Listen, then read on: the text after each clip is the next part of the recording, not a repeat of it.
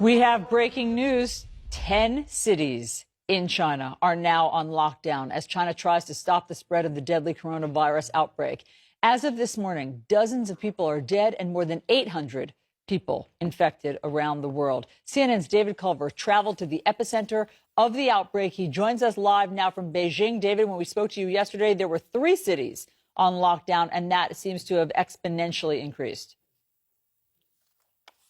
And just within the past few hours, we're getting more major developments coming out of the Chinese government here, Allison. You're right. The scope of this has expanded significantly. We're talking 30 million people. And so these are essential lockdowns within these cities, within the Hubei province primarily. And that means transportation in and out is heavily restricted, cut off in most cases.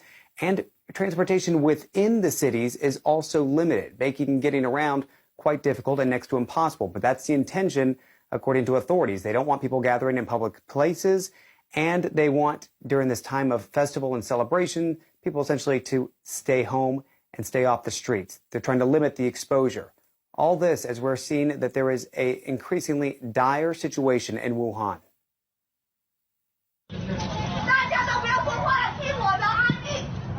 Chinese social media portraying desperate scenes out of the city of Wuhan. This video appears to show a healthcare worker shouting orders to a long line of possible coronavirus patients standing shoulder to shoulder, telling them not to be nervous.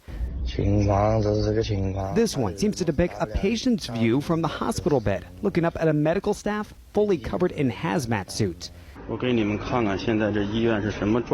And this one appears to show makeshift hospital tents to accommodate the overflow. CNN has not been able to independently verify the videos, but CNN producers have analyzed the images in the videos and the dialects of the people speaking and believe them to be genuine. Health officials say Wuhan is the epicenter of this deadly coronavirus. Before the city went on lockdown, CNN went there. So this is where authorities believe the source of the coronavirus is. It's the wildlife and seafood market. And you can perhaps see over there, it's cordoned off. You've got police at all the corners. All the storefronts are shuttered.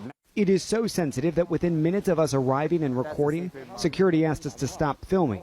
There was an uneasiness felt throughout Wuhan. It brought the normally festive Lunar New Year celebrations to a halt, and it cut down local business. We met this sugarcane vendor from a city 2 hours outside Wuhan. She told us she was scared, and so too her family.